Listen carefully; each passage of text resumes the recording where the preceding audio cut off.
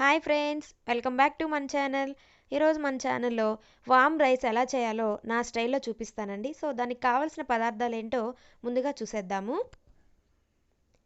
కొత్తిమీర అంటే సన్నగా కట్ చేసి పెట్టుకున్నాను. అలాగే ఒక 3 ఎండుమిర్చి తీసుకున్నాను చిన్నవి. ఒక హాఫ్ లెమన్ తీసుకున్నాను. చిన్నగా ఒక చిన్న సైజు అల్లం ముక్క తీసుకొని సన్నగా కట్ చేసి పెట్టుకున్నానండి. అలాగే రుచికి తగ్గట్టు సాల్ట్, పల్లీలండి, మెయిన్గా వామ్ తీసుకోవాలి. అలాగే కొంచెం కరివేపాకు తీసుకున్నాను. మీరు క్వాంటిటీ ఎక్కువ చేసుకునే వాళ్ళు కొంచెం ఎక్కువగా చేసుకోండి. నేనైతే ఒక గ్లాస్ రైస్కి చేస్తున్నానండి, అంతే. తర్వాత నేను నెయ్యి తీసుకుంటున్నానండి. మీరు నెయ్యి ప్లేస్లో ఆయిల్ అయినా తీసుకోవచ్చు. నేనైతే నెయ్యిని యూస్ చేస్తున్నాను. 2 or 3 టేబుల్ స్పూన్ సరిపోతుందండి. అంటే మనం తీసుకున్న రైస్ క్వాంటిటీని బట్టి వేసుకుంటే సరిపోతుంది. కొంచెం నెయ్యి అయితే టేస్ట్గా ఉంటుందని నేను తీసుకుంటున్నానండి, అంతే. అలాగే ఒక 1 గ్లాస్ రైస్ని 2 గ్లాసెస్ వాటర్తో కుక్కర్లో పెట్టేసి అన్నం చేసేసానండి. తర్వాత స్టవ్ ఆన్ చేసి బాండీ పెట్టి నెయ్యి అనేది వేశాను. నెయ్యి కొంచెం కరిగిన తర్వాత పల్లీలు వేశానండి. కొంచెం మీరు నెయ్యి నువ్వుని 2 కలిపి కూడా యాడ్ చేసుకోవచ్చు. అలాగే కొంచెం కరివేపాకు వేశాను. కొంచెం పల్లీలు అనేది కొంచెం బ్రౌన్ కలర్లోకి వస్తే సరిపోతుంది. తర్వాత మనం తీసుకున్న వాము, అల్లం ముక్క వేసి కొంచెం కదిపానండి.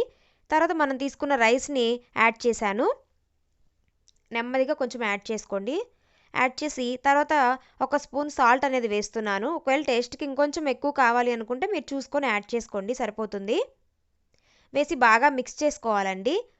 లాస్ట్లో కొంచెం కొత్తిమీర అనేది వేస్తున్నానండి. మీకు పుదీనా ఫ్లేవర్ నచ్చితే పుదీనా కూడా యాడ్ చేసుకోవచ్చు.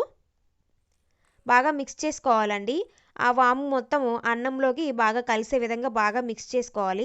ఇది చాలా టేస్టీగా ఉంటుందండి. కొంచెం వర్షాకాలం ఆ చలికాలంలో వేడి వేడిగా తిన్నట్లయితే చాలా టేస్టీగా ఉంటుంది. అలాగే పిల్లలకి కొంచెం అజీర్తి, కొంచెం కడుపు నొప్పి రావడం అలా ఉన్నప్పుడు కూడా ఈ రైస్ తీసుకున్నట్లయితే ఈజీగా డైజెషన్ అనేది అయిపోతుంది.